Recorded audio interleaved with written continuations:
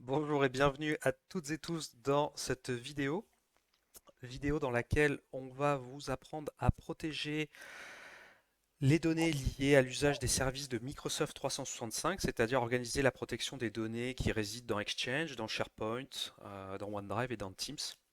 Et donc on a décidé de vous montrer comment faire cette protection avec l'une des solutions de sauvegarde phare sur le marché qui est Vim Backup, à laquelle on va associer un stockage objet sur Azure pour pouvoir héberger ces sauvegardes. J'ai le plaisir d'animer la vidéo avec Rémi. Oui, merci Florent. Et en effet, ça reste quand même un sujet d'actualité, donc c'est aussi pour ça qu'on a décidé de faire cette vidéo. Oui, parce que même si effectivement dans le cadre de Microsoft 365, Microsoft héberge l'infrastructure et assure la disponibilité des données, il y a bien sûr des mécanismes de base qui permettent de se protéger contre la perte de données, comme la corbeille par exemple ou les stratégies de rétention. Mais ce ne sont pas des protections non plus universelles, il peut y avoir des lacunes, et donc il convient toujours d'organiser la protection de ces datas avec une solution complémentaire.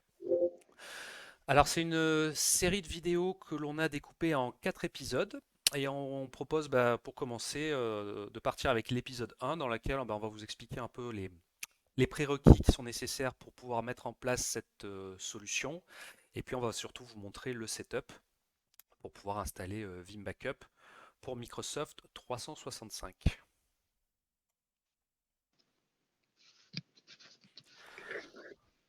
Alors, les prérequis.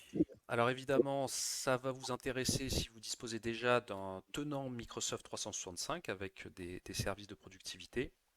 Et pour la configuration de la solution, il vous faudra un compte Global Administrator qui pourra disposer des permissions nécessaires pour l'authentification et notamment là, on verra la création d'un principal de service.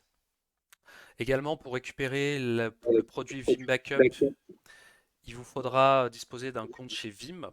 D'accord? Donc là, c'est un compte sur lequel que vous pouvez générer directement depuis le site de Vim. On aura besoin également d'une souscription Azure avec un compte de stockage en mode objet. Donc on va héberger les sauvegardes et donc par rapport à la rétention qu'on va configurer, tout ça va être sauvegardé dans un stockage Azure Blob. En termes de hardware, ici, on a repris les préconisations de Vim, donc on est plutôt sur des machines qui sont véloces en termes de CPU, 16 Go de RAM et 500 Mb d'espace disque pour installer le produit. Alors dans le cadre de cette vidéo également, on a fait le choix d'installer la solution dans une machine virtuelle au sein d'Azure directement, pour pouvoir être également faciliter les échanges avec la récupération des données de Microsoft 365. Et les CPU sont particulièrement importants, notamment lors des jobs de sauvegarde initiale, hein, donc c'est des workloads plutôt CPU intensifs. Et puis enfin, en termes de système d'exploitation, il vous faudra soit un système Windows 10 20H2 minimum, ou alors plutôt opter pour un OS serveur, ou 2012 minimum, et c'est ce qu'on a effectivement retenu, donc on est parti sur une implémentation à base de Windows Server dans ce contexte. Et pour ceux qui ont déjà installé le produit, qui voient justement un espace de stockage beaucoup plus réduit qu'avant, c'est tout simplement parce que maintenant Vive a apporté la possibilité de dissocier en fait le stockage de la VM en positionnant du coup le backup directement sur un compte de stockage de type blob et pas directement en fait dans le disque de la machine, ce qui permet justement d'éviter d'avoir des machines trop volumineuses quand on commence à avoir beaucoup de données à sauvegarder. Et de profiter d'un stockage évidemment avec un coût assez préférentiel. Alors c'est parti, on démarre. Donc si vous souhaitez récupérer déjà le logiciel Vim, donc il faut vous rendre évidemment ici sur le site de Vim et vous recherchez le logiciel qui s'appelle Vim Backup pour Microsoft 365. Et vous allez avoir ici la possibilité de l'essayer gratuitement. Vous avez une version de trial disponible pendant 30 jours avec toutes les fonctionnalités incluses.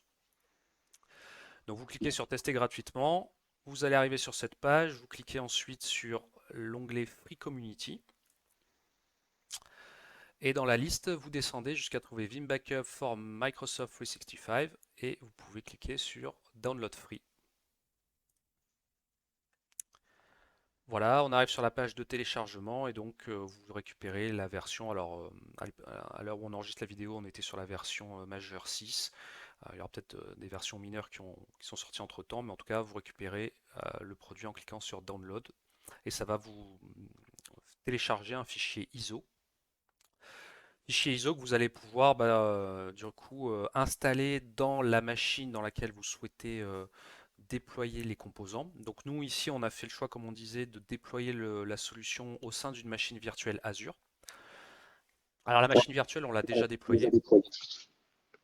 Après, vous avez quand même la possibilité aussi de le prendre directement à travers la marketplace, puisque Vim propose sa propre solution, en fait, avec déjà le produit installé. Maintenant, dans les faits, bah, tout dépend de vous, comment vous voulez déployer la solution, et si vous voulez en fait avoir directement un template de VM qui vous est propre, ou vous avez une stratégie justement de déploiement de machine virtuelle. Donc les deux cas sont possibles. Nous, on a choisi le fait de déployer d'abord notre machine virtuelle et d'ensuite installer l'ISO. Voilà, donc pour continuer on clique sur la machine et on va s'y connecter ici en RDP via un bastion Azure. Voilà, on renseigne le login mot de passe, on clique sur Connect. On arrive au sein de la machine, donc là on est dans un Windows Server. On a bien l'ISO ici Vim Backup pour Microsoft 365.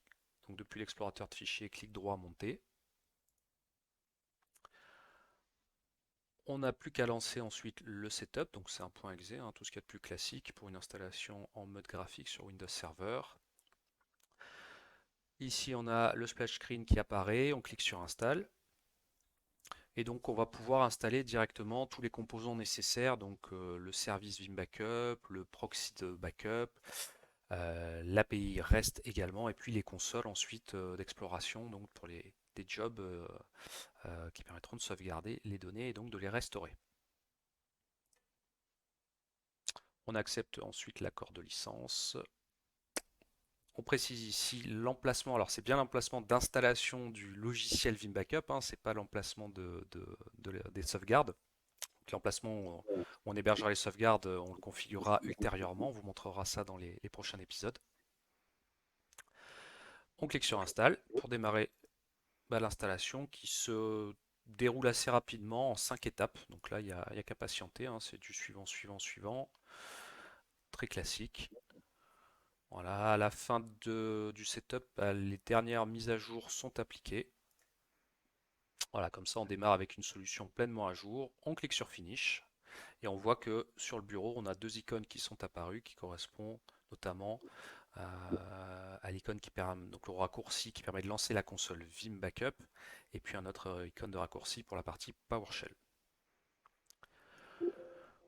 Voilà pour cette première partie, donc installation sur une VM Azure très très simple et rapide.